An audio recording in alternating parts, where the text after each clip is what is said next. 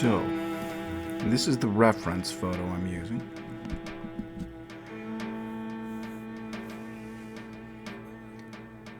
I believe this is in and around the time of that light storm painting. So what I did is I went through and just videoed this storm, and on a gimbal connected to my windshield.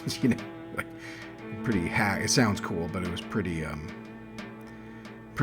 Amazon equipment-y.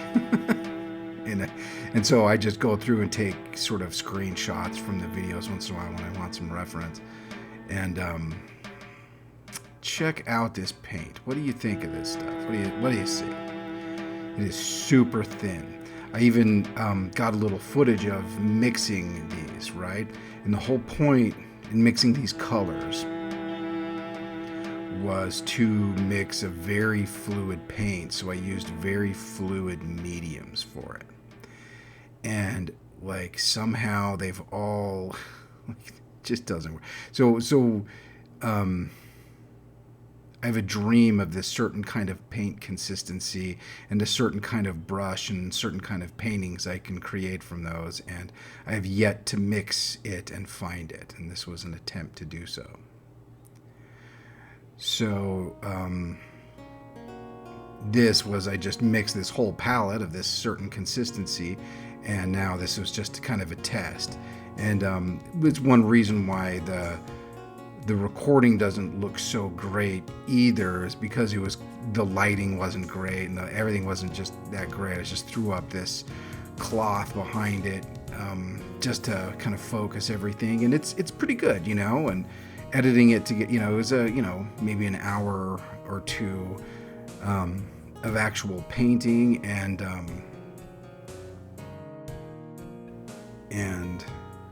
here we go. But you'll see how thin the paint is, and sort of like kind of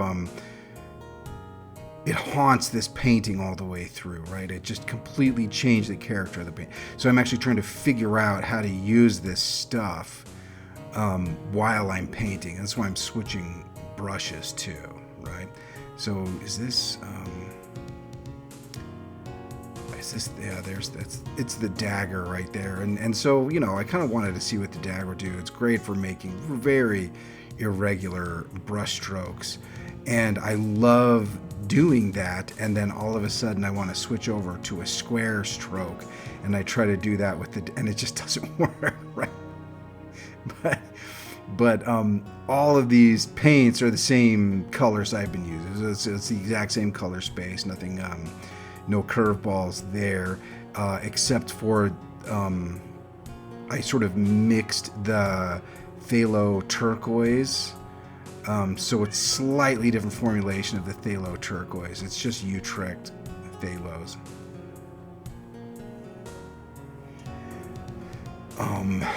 And you could just see like sometimes it's thick and goes on real thick, sometimes it's thin, it goes on thin. I think, now that we're a couple layers up from just the ground, because the ground on this watercolor paper, you'll see it in the close-up later, but it was just a gloss gel ground, because when I'm out, this is the plein air book. So if I want to use watercolor paper and do plein air and don't want to use a whole board, I'll just do studies in here.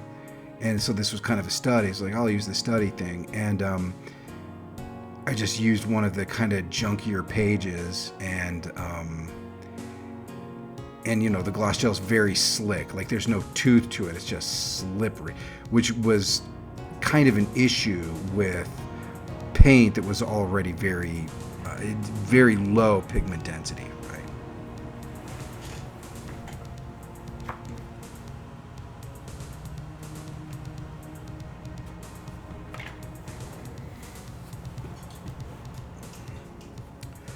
Anyway, this was a really great photo. I really liked the photo, and if you saw it in the beginning, it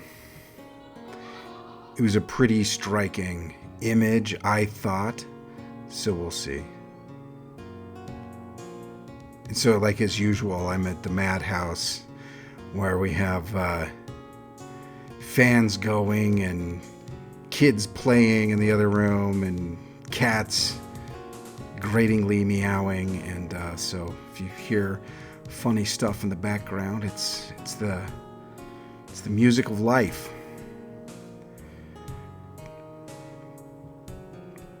Yeah, I always have dreams, or visions or aspirations for how I want some new paint formulation to behave, and then it always just ends up kind of like not doing that.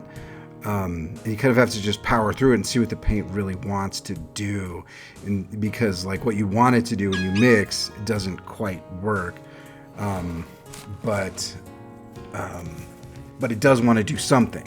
And that something's going to be cool if you kind of like let it go, like let it be, very laissez-faire hippie approach to paint mixtures, I suppose. Yeah, so far what this paint mixture wants to do is to be obnoxious. And so what happens is I start just getting very, very careless with the strokes, and then I end up laying it on thicker and thicker every time. I mean, it's like thinnest in the first few layers, but not because I'm some strategic painter. It was because I was assuming it was going to act like paint, normal strength paint somehow.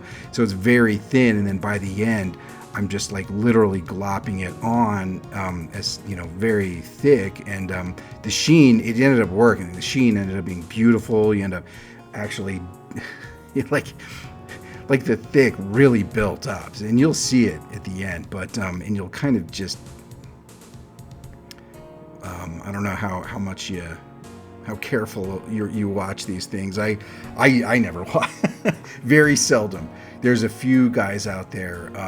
There's a floral painter named Jensen. I'll watch his techniques very closely. I'll watch Musgrave Evans' techniques very closely.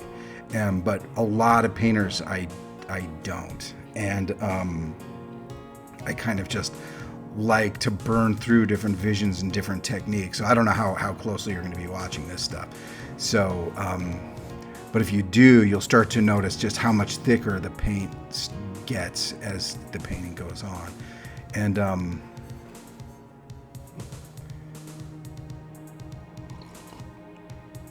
what's really funny too is you notice the painting mixture is in that pill container, right?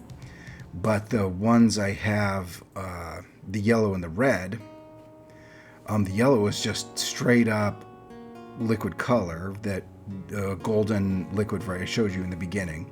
So I just squeezed that out. And then the red, which is like a quinacridone red medium or something, I just mixed up, just thinned out with, Liquitex gloss medium or something. And that's really what I should have done with all the colors. But the yellow and the red are just so much strong. I mean, that red is stronger than everything all the time, always. But it's really interesting just to see. Really had to be careful. It was funny, the Phthalo is so mixed down. I mean, there she is. But it actually was mixed down enough where it wasn't taking over stuff. I mean, you can definitely see it, but it was in no way threatening to take over the painting. But the red, I actually wanted some purples in here, so I used the red a lot with the ultramarine blue to kind of get some kind of purple, and and that was kind of ended up being a really strong color as well, which is, I guess, a good counterpoint to any phthalo greens or blue greens.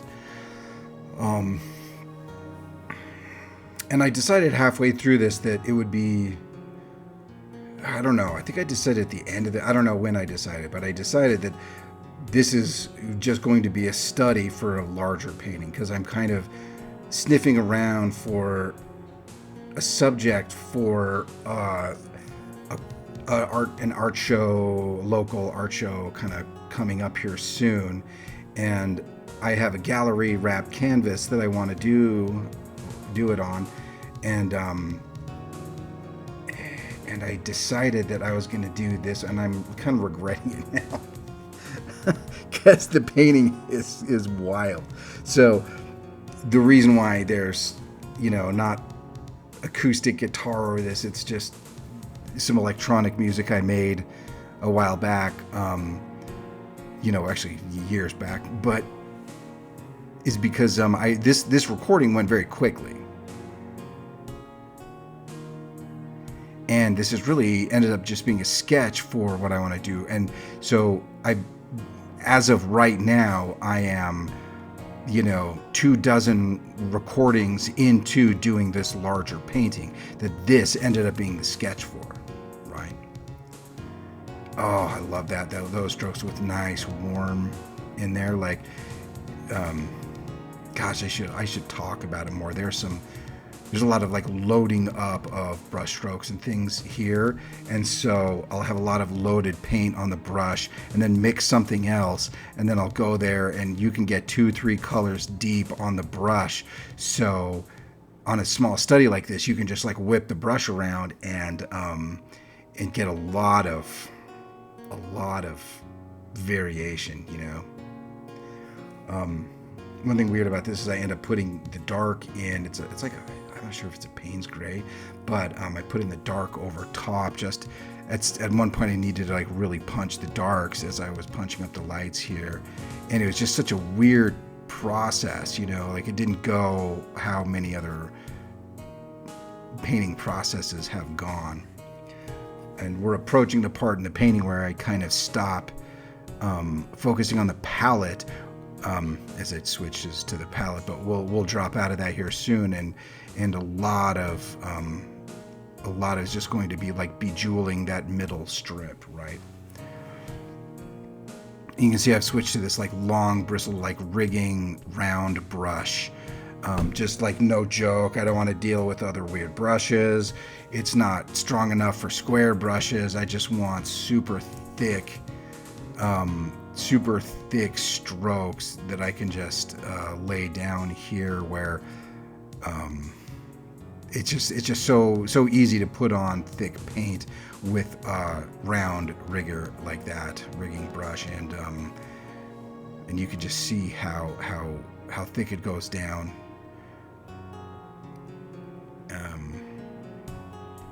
Yeah, there's some Paynes gray just direct onto the palette. Get some. I mean, you see how much stronger paint is that isn't mixed down, or that isn't thinned down with medium. So we get a few punchy colors there.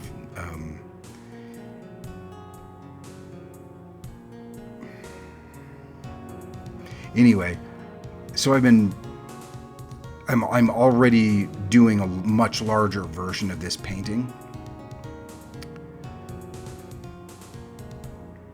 And it's like absurd. It's like wild compared to some of the stuff we've done so far. It's actually a lot closer to some of the really early studio paintings here, where I'm doing impasto glazes and just a lot of layers. I'm doing some drawing as well as painting, and like I said, the impasto palette knife stuff, impasto glazing, and it's just it's getting very big and very involved. And I thought it would be just a quick like knockout thing like this was, and it's just not. And the thing is, like, if you saw the photo reference, this kind of thing is so busy. I don't want to zero in on any detail. Like, I just don't want to. Oh, that was very important too, by the way. Laying in a kind of very pure, kind of intense color right near that horizon, just above the really dark buildings and silhouette.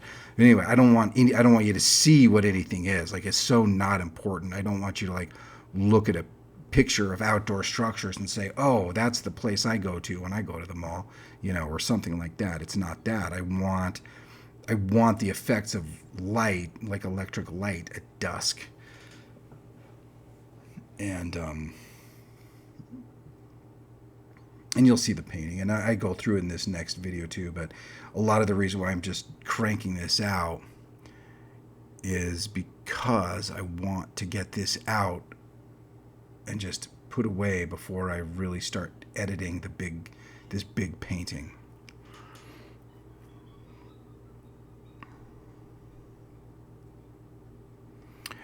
And you can just see it's like really just about layering the paint. And I mean, I love it. I mean, as a painter who enjoys looking at paint, I like seeing the brushstrokes. But this is like approaching almost abstract. I mean, this is a study where you're just sort of glopping on color over color and just watching it sort of, vibrate in the eye. So here we go, and expect to see this one large scale for the next video, which is it's wild. It's already wild. I can promise you that. You can see that under painting with the gloss gel. You can see the brush strokes and that. Just a weird thing, but thank you. Thanks for watching.